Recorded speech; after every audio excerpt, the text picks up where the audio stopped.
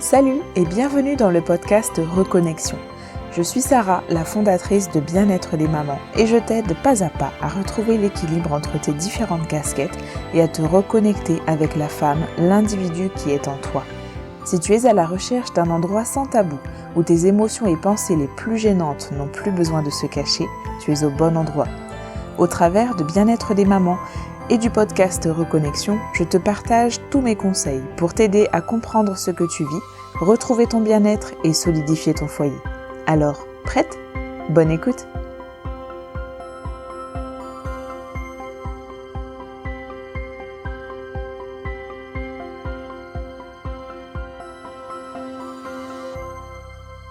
Salut, je suis très heureuse de te retrouver dans ce premier podcast dans lequel je vais parler de la difficulté maternelle.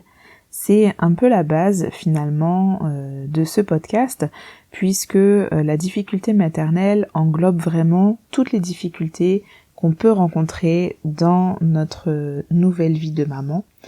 Et c'est autour de ces sujets-là en fait que je veux vraiment pouvoir parler en toute liberté et sans tabou pour que tu puisses t'identifier peut-être à certains problèmes, mais surtout trouver des solutions parce que voilà, c'est bien de savoir qu'on a des problèmes, mais c'est beaucoup mieux de trouver des solutions.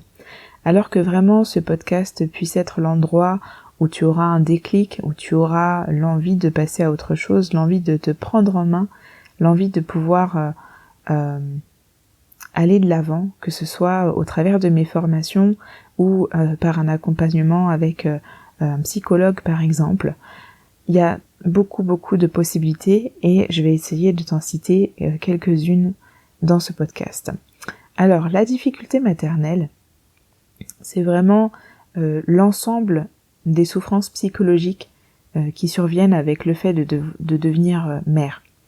Donc dans les difficultés maternelles, on va pouvoir retrouver la dépression postpartum, le baby blues, le burn-out parental.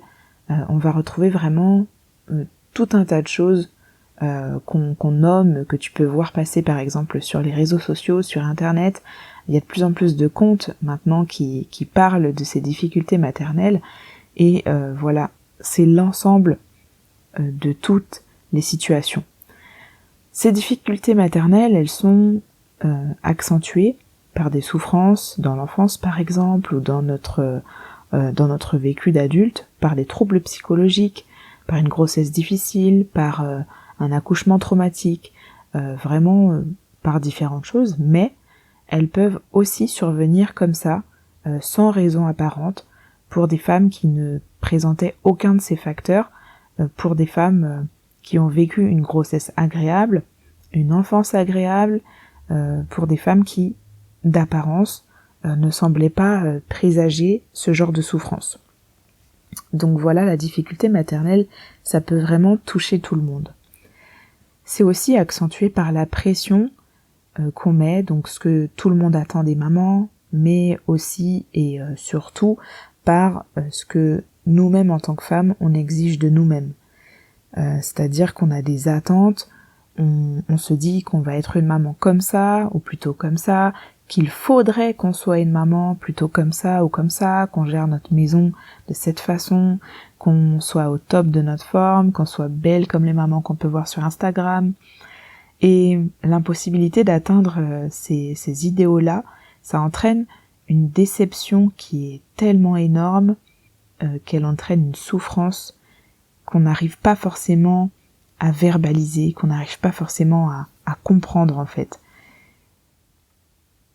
Il y a aussi le fait que l'arrivée du bébé vienne toucher une de nos valeurs profondes. Par exemple, pour moi, dans mon cas, ça a été la liberté. Je m'en suis pas rendu compte tout de suite, pas du tout. J'aurai l'occasion dans un prochain podcast de vous raconter mon témoignage. J'ai une valeur profonde qui est la liberté. Et quand ma fille est arrivée, c'est venu toucher à cette liberté, c'est venu bouleverser tout ça parce que soudain, je me retrouvais dans l'incapacité de pouvoir partir quand je voulais, de pouvoir me coucher quand je voulais, de pouvoir faire ce que je voulais quand je voulais. Tout d'un coup, je me retrouvais avec cette responsabilité, ce poids, ce petit bébé qui était totalement dépendant de moi, et c'était vraiment perturbant en fait d'avoir cette responsabilité, et pour moi cette chaîne en fait qui m'empêchait de faire ce que je voulais quand je voulais. C'est assez violent quand l'enfant qu'on a mis au monde, qu'on est censé aimer plus que tout au monde et que j'aimais plus que tout au monde, finalement, je le voyais aussi comme ma prison. En fait, je la voyais aussi comme cette porte, cette chaîne qui m'empêche de faire ce que je veux quand je veux. Évidemment, je m'en suis pas rendu compte tout de suite. Ça m'a pris des mois et des années de souffrance profonde à l'intérieur avant que je me rende compte que c'était vraiment ça que c'était venu toucher. Et du coup, j'avais aussi un bébé qui pleurait beaucoup. Je pouvais même pas sortir de la pièce sans qu'elle se mette à pleurer. Et j'avais pas du tout été éduquée sur le sujet, donc j'étais pas en mode portage, j'étais en mode sois un bébé sage et tais-toi, et ça marchait pas du tout évidemment. Donc c'était vraiment une souffrance horrible. Aujourd'hui, elle va bientôt avoir 6 ans, et j'ai une deuxième fille qui va avoir 3 ans, et je sais que cette valeur liberté, c'est la valeur qui me nourrit, et que si cette valeur elle est entravée, il y a quelque chose au fond de moi qui est bridé et qui souffre. Donc quand j'agis, quand je décide de ce que je vais faire dans ma journée ou dans ma semaine, je suis obligée, et je le fais avec joie. Quand je dis que je suis obligée, c'est pas dans un sens négatif, je suis obligée de prévoir quelque chose qui va permettre de nourrir ma valeur liberté, parce que sinon j'étouffe, parce que sinon je deviens dingue en fait, et j'ai plus de patience, j'arrive pas à m'occuper des enfants, tout ce que fait mon mari ça m'énerve, ça va pas en fait, il y a quelque chose qui va pas. Donc c'est vraiment important de pouvoir se connaître, et c'est d'ailleurs par rapport à ça que j'ai créé la formation Je sais qui je suis, parce que pour moi savoir qui on est, c'est la base en fait. Et je croyais que je savais qui j'étais, mais la naissance du bébé est venue bouleverser plein de choses en fait. Elle est venue vraiment toucher des choses, ébranler des choses en fait. Et cette formation, je sais qui je suis, je l'ai créée pour que les femmes puissent se redéfinir, pour que tu puisses te redéfinir. Peut-être que tu savais parfaitement qui tu étais, et puis il s'est passé quelque chose là, tu sens qu'il y a un poids, quelque chose qui va pas. Cette formation Je sais qui je suis, c'est une formation courte qui t'aide à te redéfinir. Il y a 6 vidéos dedans qui t'aident à redéfinir tes valeurs, ta valeur, qui tu es, quelles sont les différentes casquettes que tu portes et comment tu les gères, tout un tas de choses en fait qui vont vraiment t'aider à reposer les bases pour vivre ta vie de femme sereinement, malgré cette casquette de maman qui est là, bien présente, et qu'on aime, et dont on n'a pas envie de se séparer. Ou peut-être que si dans tes pensées tu as cette envie de t'en séparer, et c'est ok, moi aussi je l'ai eu cette pensée. Cette formation-là, elle est vraiment là pour t'aider à te retrouver en fait. Bon, je ferme la parenthèse de la pub. Je reviens sur la difficulté maternelle. Maintenant, les signes qui doivent t'alerter par rapport à cette difficulté, ça peut être une accumulation de plusieurs signes, ou alors ça peut être un signe ou peu de signes, mais qui durent vraiment sur une longue durée. Là, tu dois t'alerter. Donc dans ces signes, on va trouver la fatigue, l'épuisement, le ralentissement psychomoteur, la tristesse, les pleurs, le désespoir, la perte de motivation, l'absence de plaisir, les problèmes de sommeil, les problèmes d'appétit, l'irritabilité, l'humeur faible, les troubles de l'attention et de la mémoire, les difficultés à penser, l'anxiété, les angoisses, les idées noires, les pensées suicidaires, la dévalorisation, la perte de l'estime de soi, la culpabilité, le désintérêt vis-à-vis du bébé, la non-envie de s'en occuper, ou à l'inverse, le surinvestissement, recherche de perfection, zéro faux pas autorisé, c'est-à-dire que tu as tellement envie de bien faire que du coup tu te flagelles dès que tu fais quelque chose de travers, l'absence de plaisir avec l'enfant, le sentiment d'incompétence, l'impression de ne pas comprendre son enfant, la remise en question de la filiation, la culpabilité, la honte, l'incompréhension, le dégoût de soi. Dans toute cette très grande liste que j'ai faite, il y a vraiment plusieurs signes, une accumulation de signes qui doivent t'alerter, ou, comme je disais, un signe ou 2, 3 signes sur une longue durée. Si tu t'es reconnu dans cette liste, n'hésite pas à en parler autour de toi, que ce soit à ton médecin traitant si tu te sens en confiance avec lui, que ce soit avec une sage-femme, avec ton gynécologue ou avec une amie avec qui tu te sens en confiance. Et tu peux aussi m'écrire sur Instagram si tu le souhaites. Il y a aussi des associations, il y a l'association Maman Blues, l'association des super mamans. Il y a plein d'associations maintenant qui sont là vraiment pour pouvoir écouter et aider les mamans. Il faut vraiment pas hésiter à en parler. Parce que les risques de ces difficultés maternelles, ça va être pour l'enfant des troubles au niveau du développement, puisque le lien avec la maman n'est pas établi correctement. Et pour toi, ça va attaquer ton identité. C'est ça le risque en fait, c'est que tu te perdes complètement, que tu ne te reconnaisses plus du tout. Alors c'est vrai au début ça peut paraître comme un truc un peu banal, où tu te dis que ça va passer, que c'est rien, que c'est ça. Mais sur du plus long terme ça va attaquer ton identité. Et après c'est difficile de s'en remettre. J'ai vu tellement là de mamans complètement détruites par la dépression postpartum qui a duré, parce que ça n'a pas été décelé à temps, parce que forcément quand on est dans ces situations, on est un peu à se voiler la face, à se dire que ça va, que c'est pas si grave, que ça arrive à toutes les mamans, que c'est normal, que c'est comme ça que ça doit se passer, que nos mamans, elles ont fait la même chose et qu'elles en sont pas mortes, que t'as voulu un enfant, tu l'assumes. En fait, tu te dis sans doute plein de choses comme ça pour te voiler la face, et peut-être même que dans ton entourage, il y a des gens qui te disent ce genre de choses, parce que je le sais, il y a des gens qui sont pas forcément méchants quand ils te disent ça, mais ils essayent de te donner la force de continuer. Et en fait, c'est vraiment ce qu'il faut pas faire, parce que ce dont tu as besoin, c'est de pouvoir en parler, c'est de pouvoir te reconstruire. C'est pas de continuer à faire l'autruche et à continuer comme ça.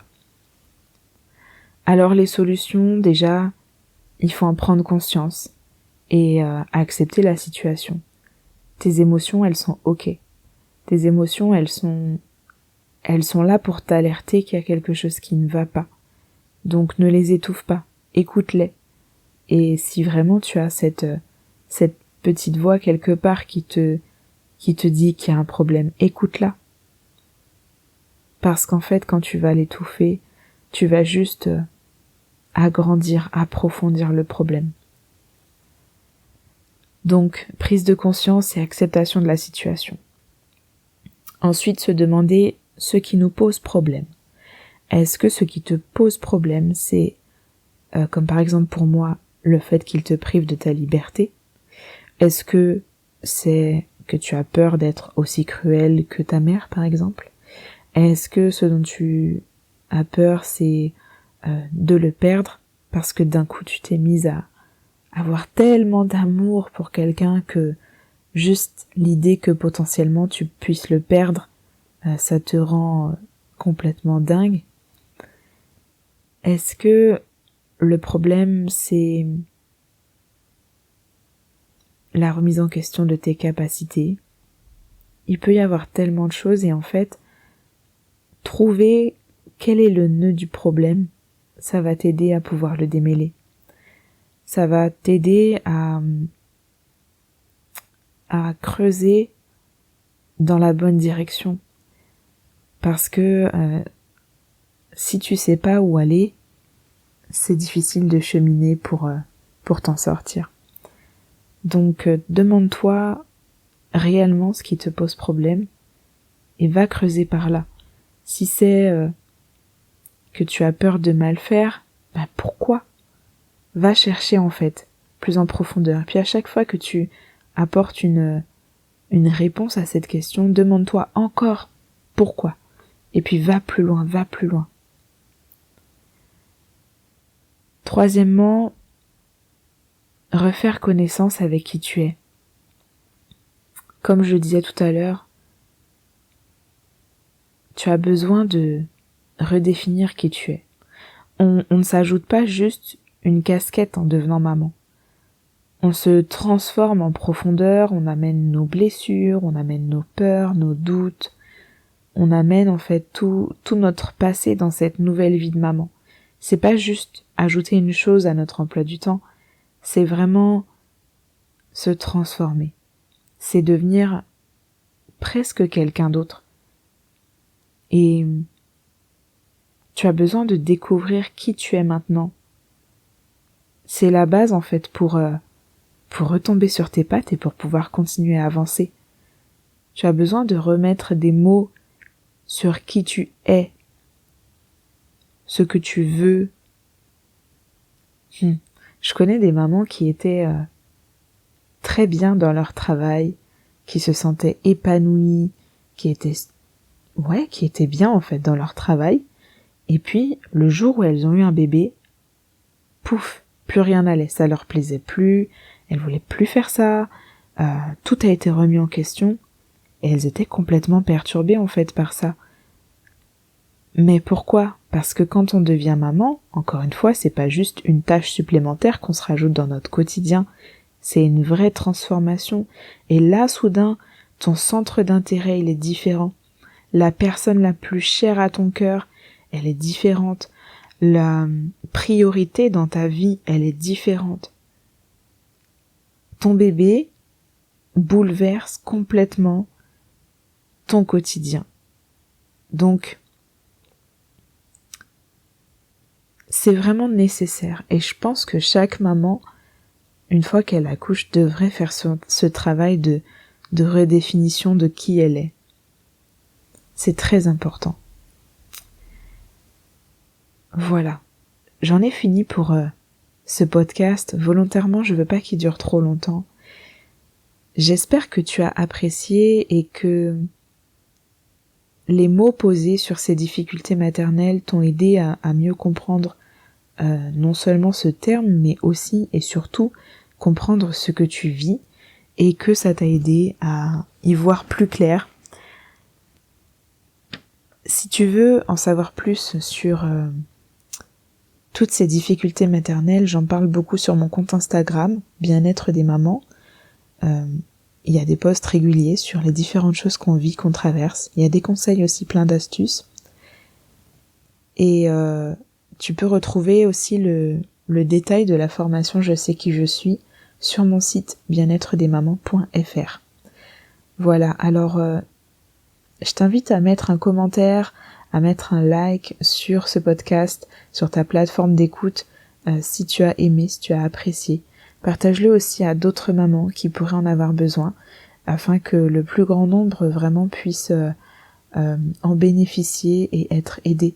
Ma volonté avec ce podcast, c'est de pouvoir aider un maximum de mamans à se sentir mieux dans sa maternité et dans sa vie de femme. Alors je compte sur toi pour propulser ce podcast et pour pouvoir encore aider un grand nombre de mamans. Sur ce, je te souhaite une belle journée, une belle soirée, peu importe où tu es, et puis je te dis à bientôt, bye.